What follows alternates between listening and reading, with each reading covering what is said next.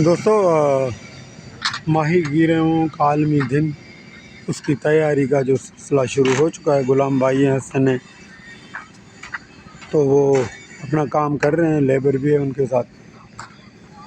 तो ये है, चेयर्स लगी हुई हैं और बैनर भी लग जाएगा। अगर इस वक्त ये है कि जस्तजू जारी है, मोटानी साहब की भी आमद है। तो ये है सिलसिला।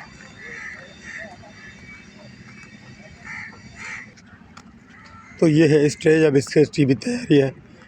कल यहाँ पर एक स्टॉल के भी वो आ जाएंगे, टेबल वगैरह, और सोफ़े यहाँ पर लगेंगे सामने, या प्रेस के हवाले से बंदे होंगे। ये होगा हमारा स्टेज और इस तरह लोग बैठेंगे।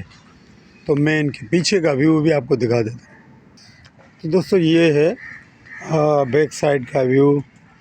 ये स्पीड बोट्स भी रखी हुई है और ये इनको समंदर में उतारने वाला सपोर्ट भी है। ये सामने आपके जो है किनारा है थोड़ा सा दूर।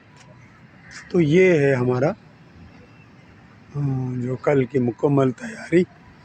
तो मैं एक और साइड भी, इसकी तीसरी साइड भी दिखा देता हूँ।